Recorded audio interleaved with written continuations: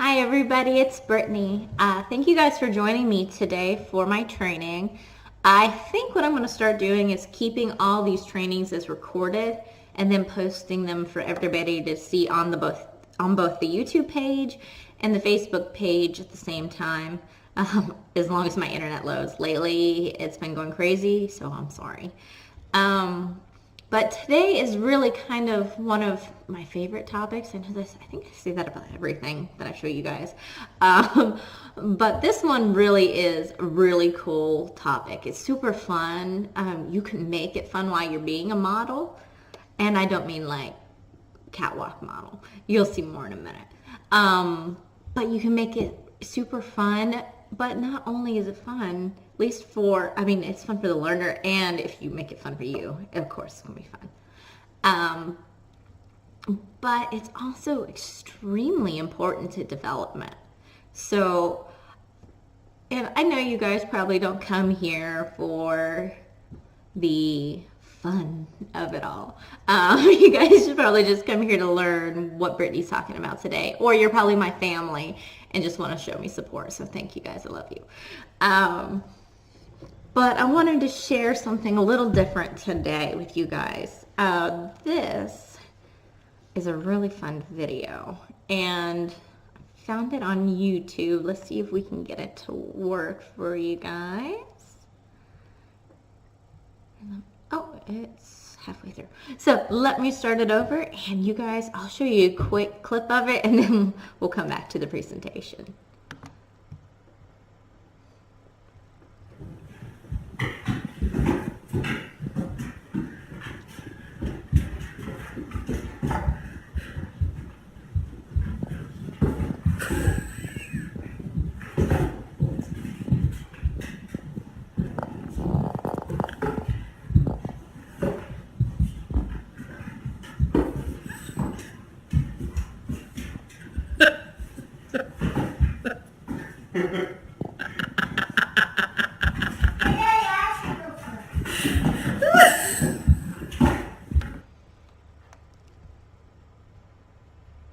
Sorry, I could watch that video over and over again. It is hilarious. So this video actually is imitation. I'm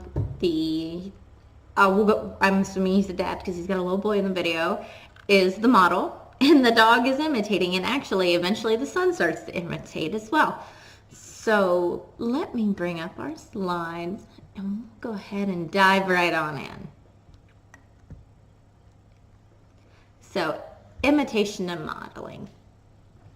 So what is it? So, this is monkey see, monkey do, if you want to think of it like that. So when it comes to children who are developing at a typically, so they're going to start imitation pretty young, probably about 12 to 24 months. And it's going to start with the people who are closest to them, mom, dad, grandma, whoever's there with them most of the time. And it's going to be stuff like imitating clapping when you clap, or smiling back at you when you smile, things like that. It's going to be more things that you actually physically do. Verbal imitation is something different, so we're not going to talk about that today. We actually talked about that in our verbal operants when we talked about echoics. If you guys are interested in more in that, we'll definitely talk about that later on. If you guys want to talk more about it on Thursday during the live question and answer, bring it up there. I'm super pumped for this thing, guys. But anyway, sorry, follow a little rabbit there. Children with autism tend to struggle with that imitation. They're not interested in the same things that that you're doing.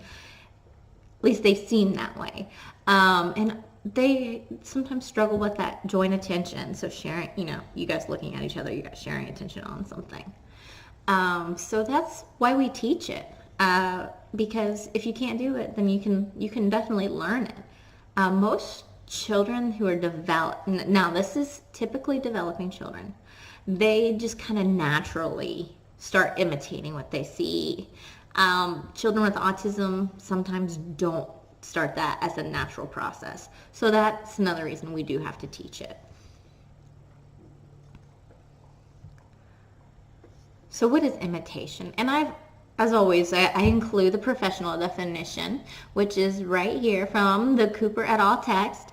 And it's stating that it's a behavior controlled by any physical movement that serves as a novel model, excluding vocal verbal behavior, which is that echoic, has formal similarity with the model. So it's pretty much the same thing, clap, clap. And immediately follows the occurrence of the model. So it would be me saying, copy me, and clap, and the child would copy me, clap, clap.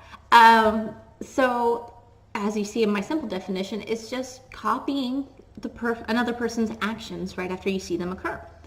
So what that would, again, another thing that would be something like, do this, and then you stomp or you smash or smack the table. The child would do that as well.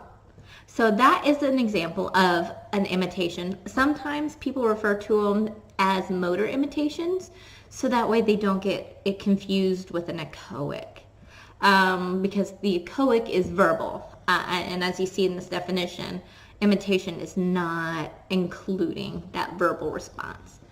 Now, a lot of the times in ABA, there is going to be that verbal from the model, like me. So I said, do this.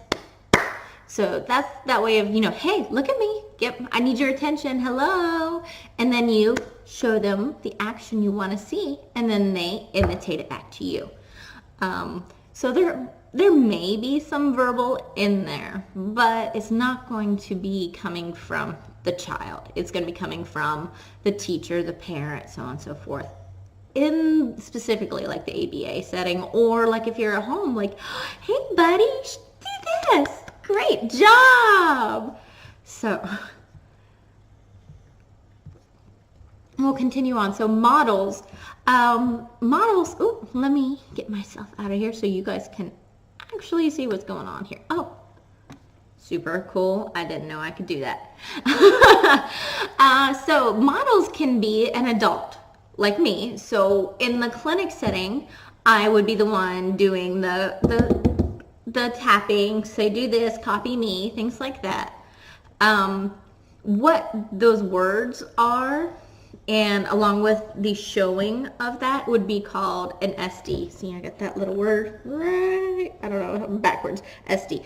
It's a discriminative stimulus. Now, we don't have to go over that now, but just to kind of simplify that, it's just a signal saying, hey, there's reinforcement if you do this action. So SD would be copy me, and then they would do that. But an adult could be a model, so that's adult modeling. There's peer modeling, where the child actually models another friend.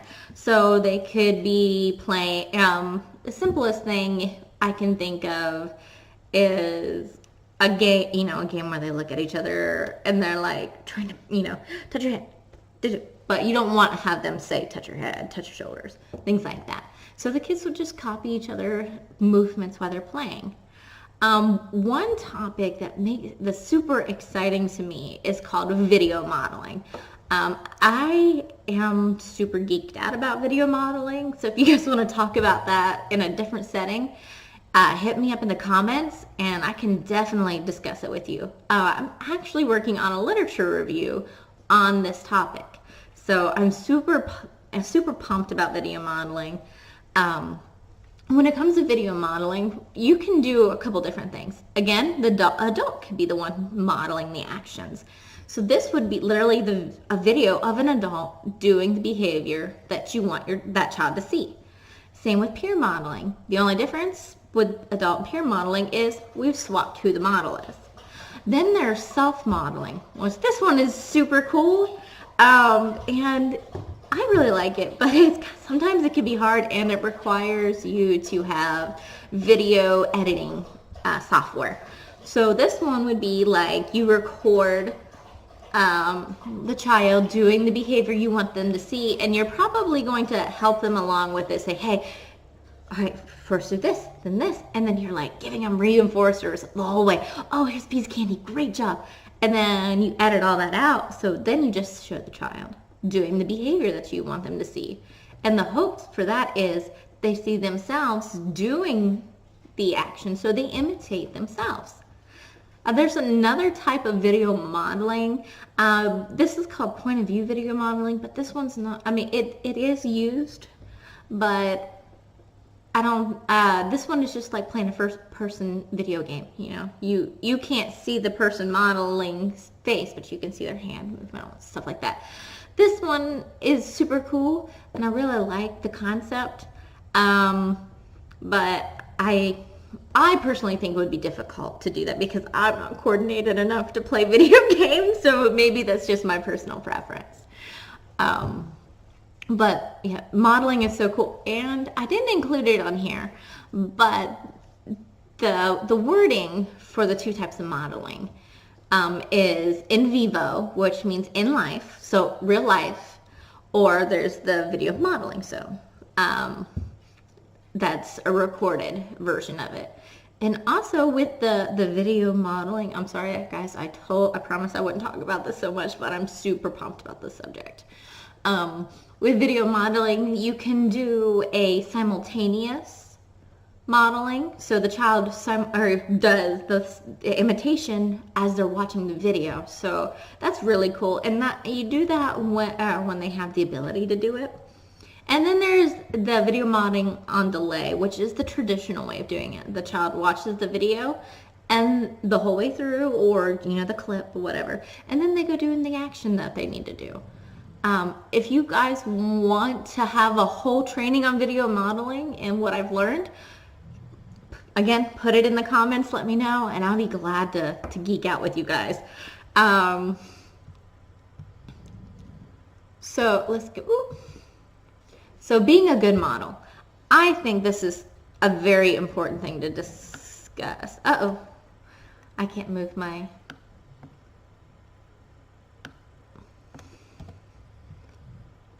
I'm sorry guys, something got... Let me fix this. Crazy. I should have fixed my typos beforehand. And then, there we go. Let's move this over here. So being a good model. So what does being a good model mean? So you model what you want to see. So if you model the something like brushing your teeth, like in this picture, if you model that to your child the way you want them to do it, then that's how they learn. They watch you do it, they model it. But if you model aggression, or you know I do it. I'm not gonna lie. I've swatted my son on the bottom when he's done something that I feel is inappropriate or dangerous. Sorry, let me mute that. So, and when I've swatted him on the bottom, he imitated me, swatted me back. So I've learned he imitates very well, and I probably shouldn't show him how to do that behavior. So if you model anger, or you model aggression, or you model something that you don't want your child to display, I don't want to say you're being a bad model, because we're human, but there's a good chance your child's going to show you those behaviors that they've seen. When it comes to video modeling, or not just video modeling, any type of modeling, you want to be enthusiastic and excited, because if you're not having fun, neither is that kid. And so your guys are just kind of staring at each other, blank face. Do this. I'm not going to want to clap for you. I don't want to do anything for you if you're acting like that. But if you're excited and you're having fun with it, you're going to make that child excited. It kind of is like, you know how you feed off of other people's energies in a way. That's the same thing. So you want to put out that enthusiastic, excited vibe, that excited feeling, so they feel excited and they want to learn and they want to do what you're doing because it is so stinking cool. And another one I like to remind you is try, when you're first starting modeling, start with things that your kids are interested in. So if they're interested in building with blocks, model that and show them, oh, if we could stack it like this and make a pyramid, and then have them model that. If they're super pumped about jumping on the trampoline, show them how to jump on the trampoline and then let them learn. If they love dinosaurs, show them how they stomp around on the floor and roar, and then they will imitate you guys. It doesn't have to be at the table, boring, on and on, copy me. You can make it super fun, super exciting for that child. And if they're having fun, then there's a pretty good chance you're having fun too.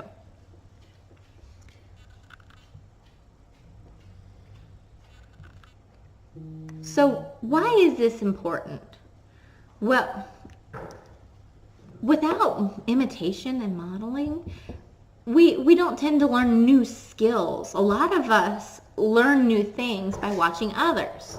And that is super true in children. Children tend to imitate the first words that they learn from their parent. So if you're saying mama, mama, mama, mama to them, eventually they're going to say mama back. At least that's the hope. And they're going to learn from watching other people how to play the appropriate social skills and the kind of the social rules that we live by. They're going to learn motor skills by watching you and other people and other children. I am convinced, and that my son learned to crawl appropriately by watching children his age crawl appropriately at playgroup. He was crawling like swinging one leg in front and then pulling his arms forward. It was really kind of funny to watch. But we went to playgroup one time and he saw a typically developing child crawl, and the next day he was crawling like he'd been doing it forever. So you imitate things that are new skills. You learn new things.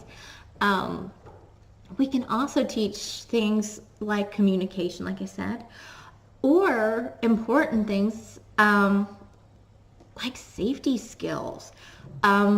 If you guys are interested, I can share it. There's a couple really cool studies that I've read for video modeling about teaching children what to do when they get lost. Also, what to do if a stranger tries to lure them away.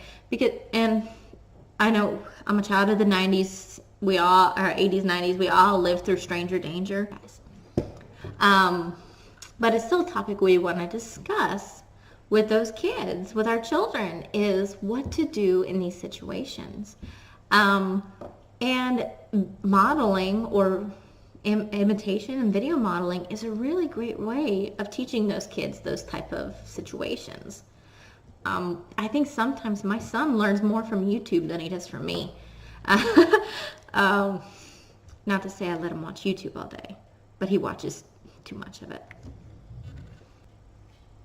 So I didn't share as many links as I usually do, but this top link here is an explanation on imitation and modeling. And this one down here, it was motor imitation, like motor mouth imitation. This one I think is kind of tricky because are they imitating the sound, or are they imitating the movement of their mouth? I will get more clarification on if it's the same thing as verbal behavior, but I included it just in case. So what I mean by mouth motor imitation is like ma ma ma ma ma ma, like how you move your mouth, or the way you move your mouth and your lips to make those sounds. And that's why I included it. You guys don't have to watch it if you don't want to. Also, if you guys are interested, and I know I've shared this before, but I have video modeling example of teaching my son to ask to go to the bathroom, not like sit on the potty, I promise I don't include that, but getting to the bathroom, and then what he does after he goes to the bathroom. If you're interested in seeing an example of video modeling, let me know and I will share that. My references today come from the Cooper text, as almost always. And if you guys have any questions, anything you guys want to discuss, I will be here. And remember, join me live on Thursday at 7:45 for the question and answer series. Now, I just want to remind you guys, the question and answer series that I'll be trying to do probably every other week or so is a chance for you guys to get some clarification on things maybe that I've talked about before, or things that you guys have heard in the clinic and you're like, I don't know what this means. Also, I can help out with some, if you guys are TRICARE families, I can give you guys some resources and we can talk about that. And if nobody joins me, then it'll just be a live session of me talking about a few different topics. So I really would love an interactive session with you guys. So please think of some things that you want to learn about, to know about. Please don't bring questions about specific things with your child. I don't want your privacy to be taken away. And also, I cannot, by the ethics rules, I can't, give you guys intervention stuff on your child specifically. One, because I'm not certified, and two, because I haven't assessed your child. So without those things, I can't really help you ethically. Or,